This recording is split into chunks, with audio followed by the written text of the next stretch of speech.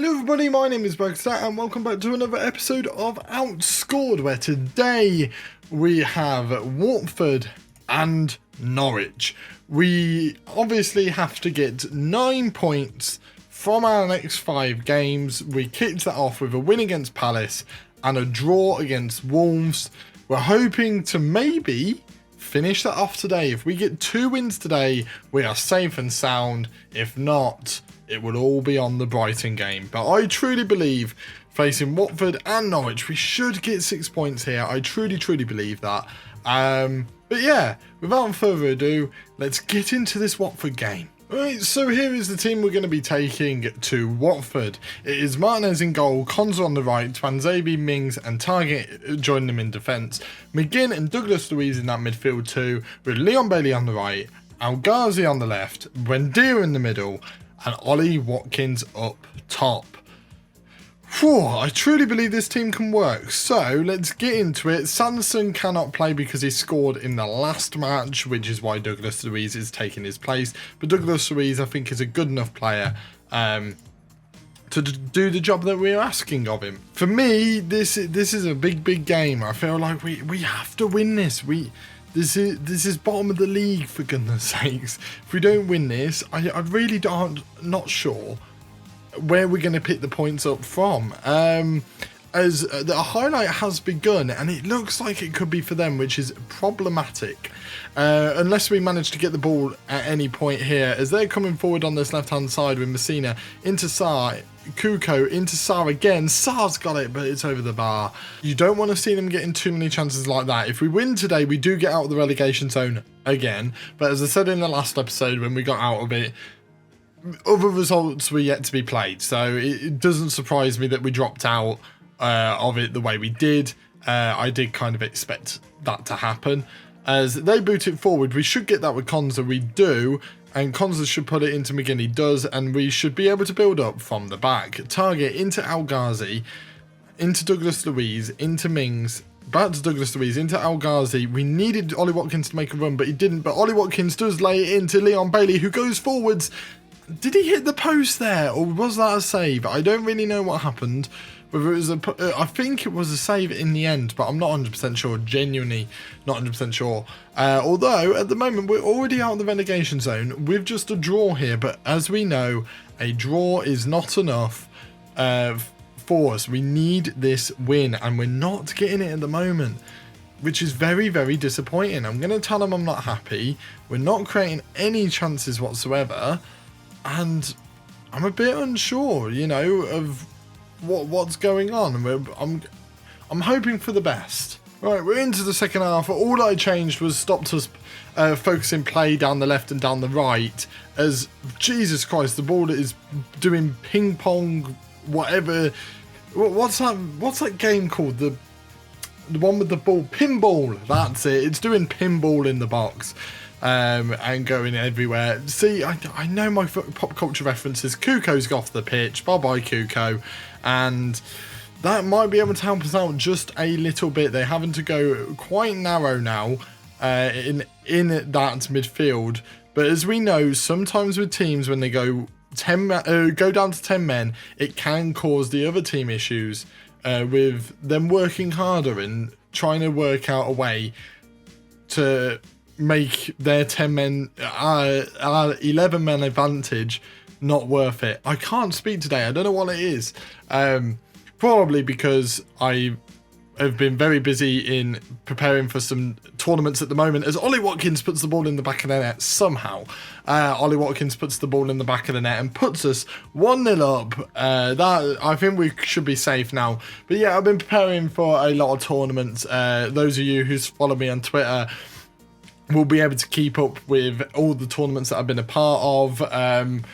I'll also keep people posted on there whether I stream any of the tournaments and any goings on within those tournaments.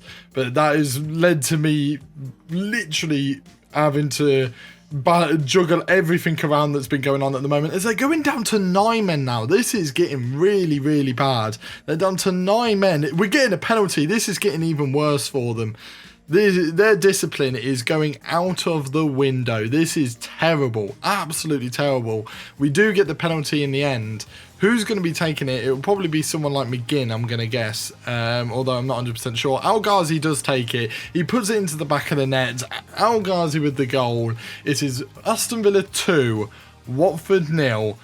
And our life has been made extremely easy. I'm going to keep McGinn on, even though he's on a yellow card, just because, quite simply, he's already missing the next game. So we may as well use him up. And they're playing with no strikers now. We're going to pause the match. They're really hoping that we just don't batter them at this point, which I do understand. But I'm pretty confident that we're going to be okay. What I will do is I'll probably bring on Labiad for Buendia, just to stop Buendia from scoring. It's similar scenario with Traore. I'm going to put Traore on that maybe on that right hand side, or I keep him as an inside forward. We'll do something like that. Make a couple of substitutions just to keep people fresh,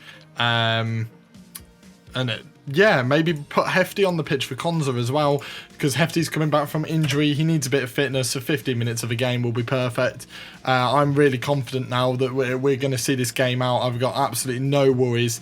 So for me, it's all about keeping the squad fresh, and I do like it when you're playing Football Manager and you are able to keep the squad fresh. As El Ghazi's got it, he puts it in, it's into Traore, and Traore puts it into the back of the net. It's one of the reasons why I didn't want Leon Bailey on the pitch. I'd prefer to lose Traore than Leon Bailey, and we go 3-0 up now. And yeah, for the next game we are losing El Ghazi, Ollie Watkins and Traore. We may have to juggle the team around yet again. That's the problem with scoring a load of goals while having this different players score as well. It can create issues in this series. When obviously they miss the next game if they do score. If we score another, I really want it to be someone that's already scored, because I can't afford to lose 4 players in the next match, and that's not including anyone that's missing the next game due to suspension either. As Twanzebe picks up the ball, it's put into Mings. I think we could get this to 4-0. I really do. I think that's what's going to happen. El Ghazi's got it, puts it into target. Back to Mings, who's on a ball playing defender duty now. We've mixed that up from a central defender because I feel like that suits Mings better. As Hefty's got it, is he able to put a cross in? We don't know. He's going to put one in. It does, but it's pull out for a corner. Ollie Watkins nearly managed to pull it into the back of the net. As Traore takes the corner over the top and everyone misses it. I think it will end 3-0 in the end, which is perfect for us. That's another 3 points, and a very decisive 3 points. Look at the amount of yellow cards that they got. That was a very good performance by us, a very terrible performance by them. Just have a look at that. They ended up with no attacking players on the pitch. They tried to shut up shop, and it just didn't pay off for them in the end. And yeah, I'm very happy. That was a perfect result for us. We caused so many issues that they literally had to kick us off the park, and it didn't work for them. We now jump out the relegation zone officially now, as all the teams around us have played the same amount of games. We also play Norwich next, so we might be able to leapfrog Norwich, and if we do win the next game, we could be going into this mid-table battle, which should be a much better position than the bottom 3 that we've been in the entire series up to this point. As I'll praise El Ghazi for his performance with 1 goal and 2 assists is unreal, really. And we only need 2 points from our final 2 games, and we've got this. We've absolutely got this. There is no problems whatsoever. Yeah, we've got the Norwich game next. I will deal with Jed Steer in a second, but we've got the Norwich game next. Let's show you the team that we're going to be taking to Norwich. So we just got our intake here, and it's apparently an excellent intake. We have at least 1 goalkeeper that's really good, a central midfielder, and a striker. They're all very good. Very central heavy, but I don't mind that. I mean, we're not going to feel the effects of the intake due to the fact that this is a 1-season save, but yeah, I thought you guys would be interested in the fact that we managed to get a golden generation in the save that I do for 1 season and 1 season alone. that's my luck right there. So here is the team that we're going to be taking to Norwich. It is Martinez in goal, Hefty on the right, Konza, House and Young joining him in defence, Marvellous and Sanson in midfield, with Leon Bailey on the left, Buendia on the right, Ramsey in the middle and Danny Ings up top. As you can see, that defence is very different. Mings is on the yellow, so I don't really want to risk him, especially against someone like Norwich. You know, I'd prefer him to play it against Brighton because I think Brighton are a better team. I'll probably eat my words, but I think they are. Similar with Douglas Luiz, really similar reasons there.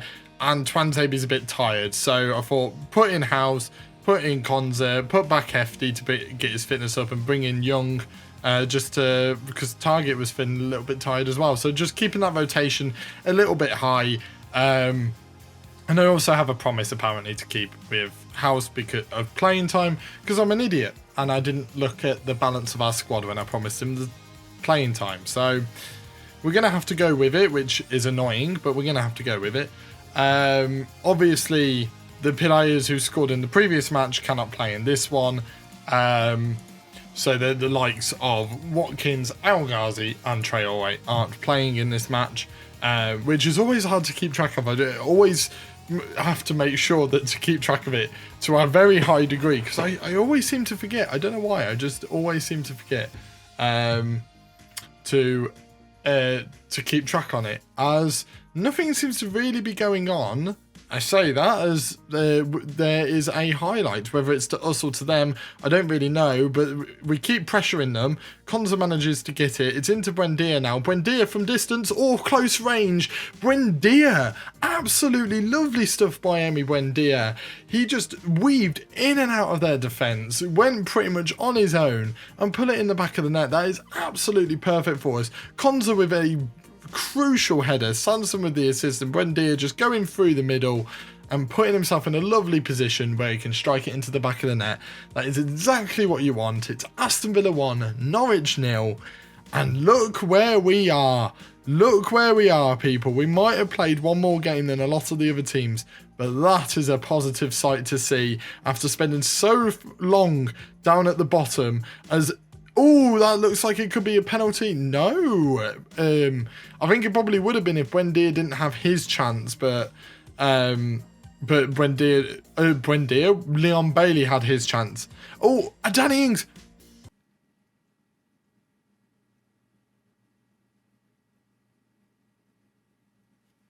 I am genuinely lost for words. I think that might be the worst miss I've ever seen on Football Manager. That is ridiculous.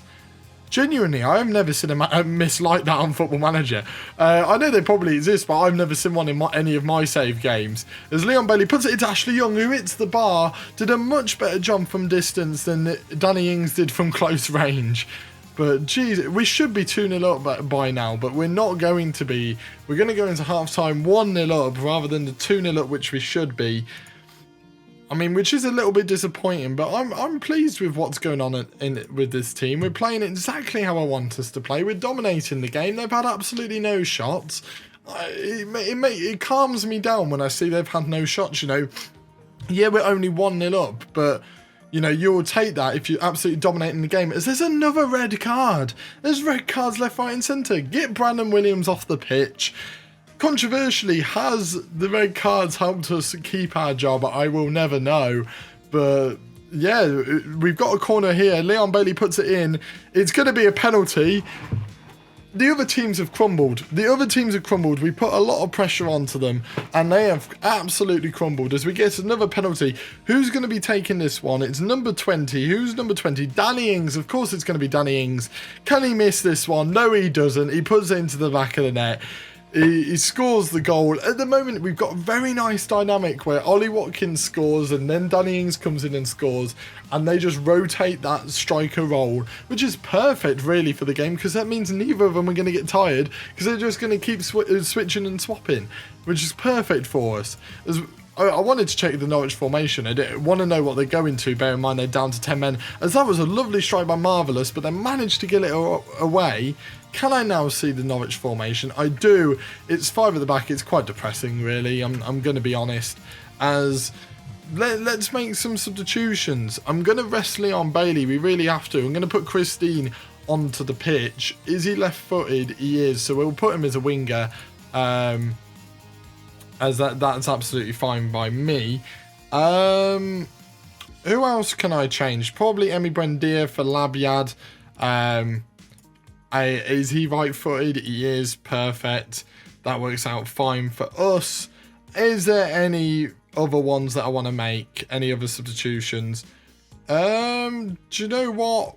No, I don't think there is. I think the rest is I'll leave that one extra sub just in case something goes wrong, but I can't imagine it will, as Buendia's got it. It's into Jacob Ramsey. He puts it into Leon Bailey, whom absolutely mucks it. That's 2 chances that we should have scored that we've not put into the back of the net. Disappointingly so, which is why we're only 2-0 up and have a massive 3.46 XG, which will probably only increase as the game goes on.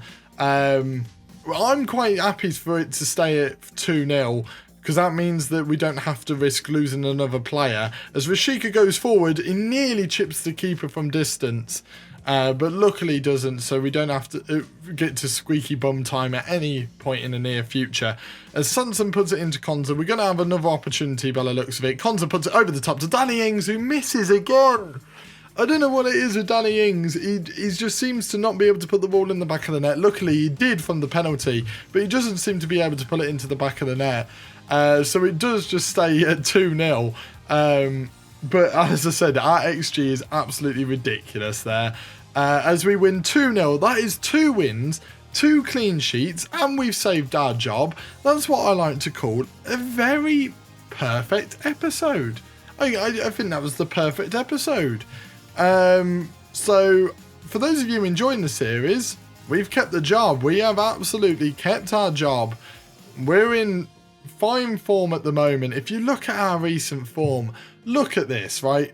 We've played Arsenal, Liverpool, Brentford, Man United, Palace, Wolves, Watford, Norwich, and we've picked up a lot of points. We really have. We've picked up 3, 6, 9, 10, 11, 12. We've picked up 12 points from our last 8 games. That is perfect, really, for us. You know, that is really what you want, especially when you've hit 3 big hitters as well. So yeah, in the next episode, we will have Brighton and we will have Leeds. We've kept our job. That is official now.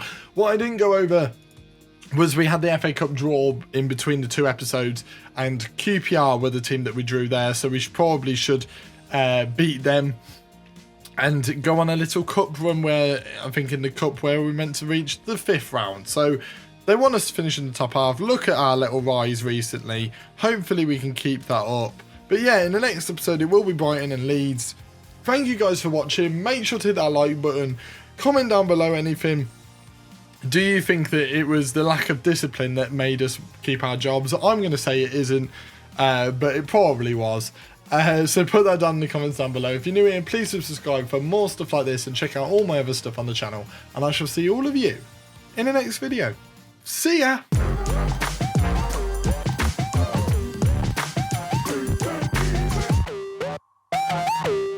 We actually kept our job. Get in.